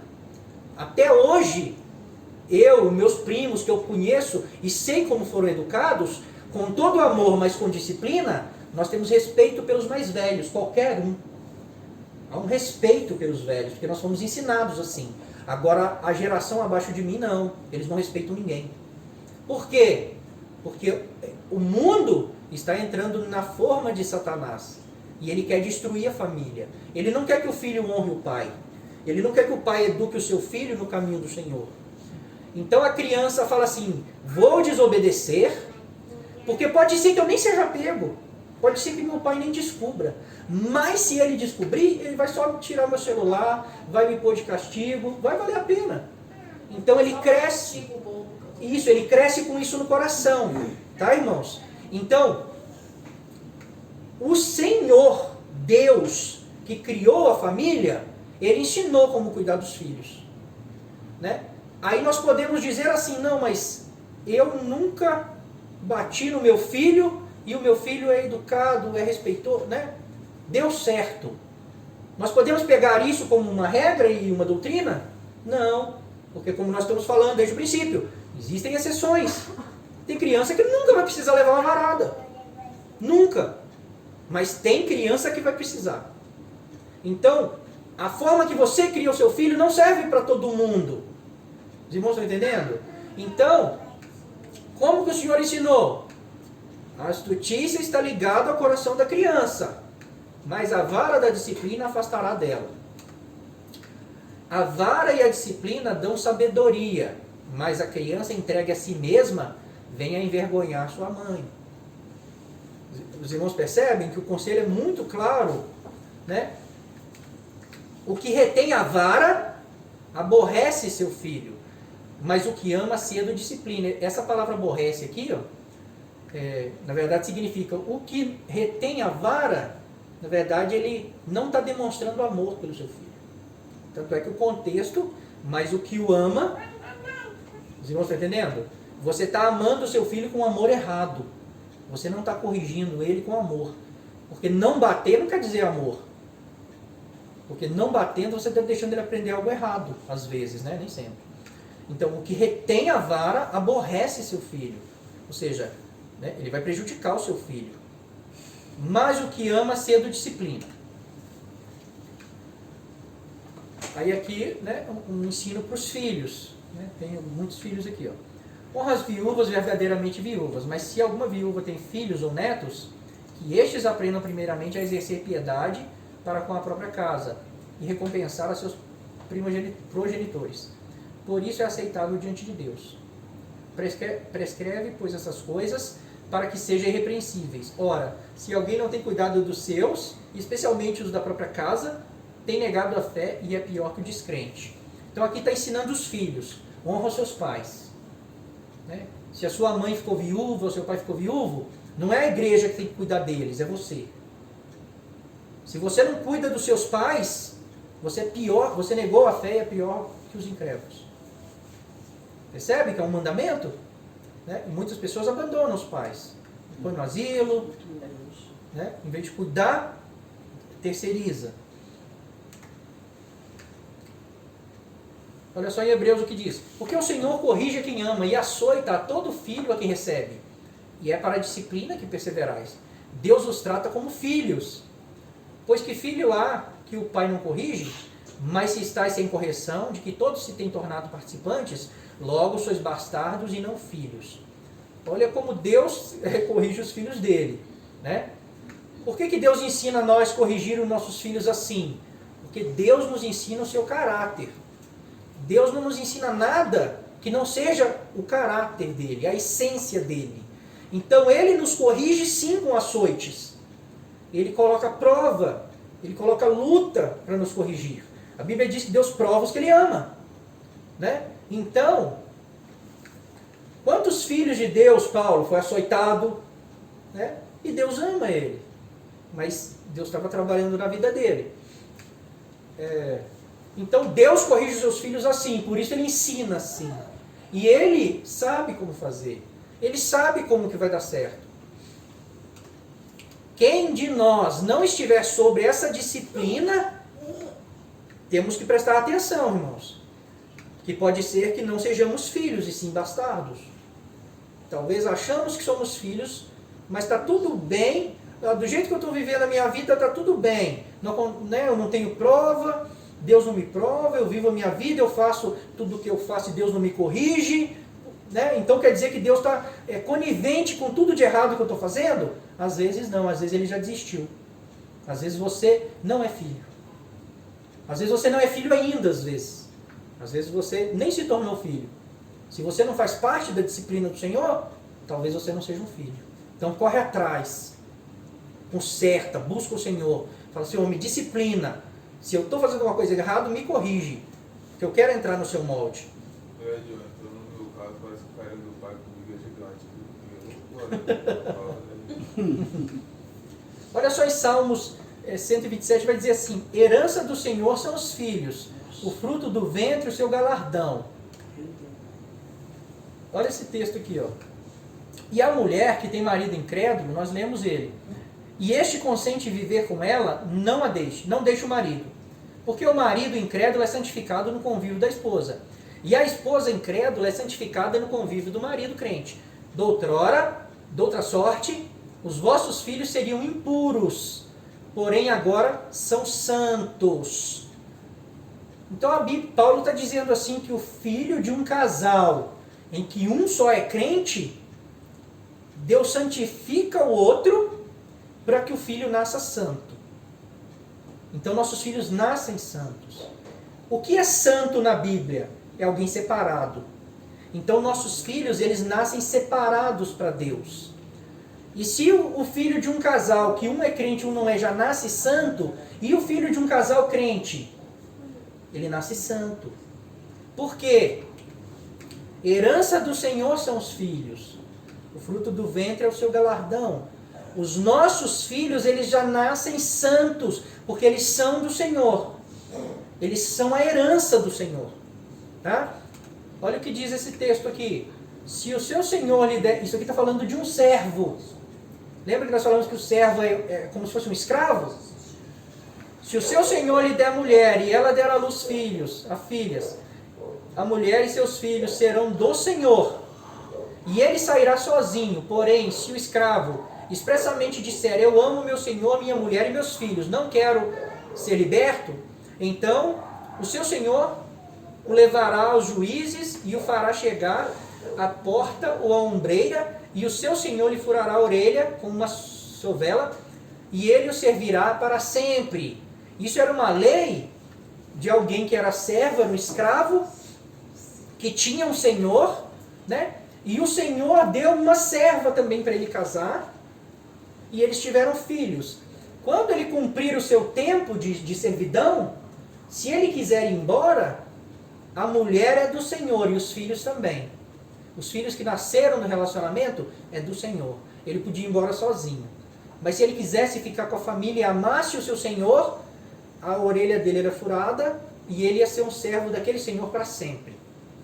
Então, essa é a lei de Deus. Então, quando nós somos servos do Senhor e Ele nos dá uma esposa, uma filha dele, os nossos filhos são do Senhor, são santos, são herança. E qual que é a nossa missão? Ensinar eles no caminho que eles devem andar. Porque eles não vão se desviar quando eles ficarem velhos, se nós ensinarmos. É uma promessa. Por que Deus garante isso? Porque eles nasceram santos, o coração deles está preparado para Deus. O coração deles é de Deus. Agora é nós, né, ministrarmos o coração dos nossos filhos. Quem tem que ministrar? Nós, os pais. Porque se você não anda no caminho do Senhor, como você vai ensinar o seu filho? Aí você vai depender do ancião, do cooperador de jovens. Mas e se ele não sabe? E se ele não ensina nem a casa dele, nem os filhos dele? Se os filhos dele se perdem? Os irmãos estão entendendo? Quando nós temos noção, quando nós temos o conhecimento dessas promessas e o conhecimento dessa responsabilidade, nossa, nós temos que nos adequar ao que o Senhor está dizendo. Porque tudo isso vai ser cobrado de nós. Tudo isso será cobrado de nós, irmãos. Então, Deus está despertando nós para esses ensinamentos, para essa lei, que é a lei de Deus, que nós já deveríamos saber. Por quê? Porque Deus vai restaurar a igreja. Deus vai restaurar as famílias.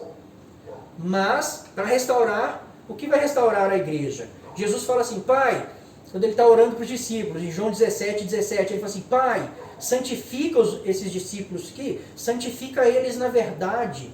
A tua palavra é a verdade.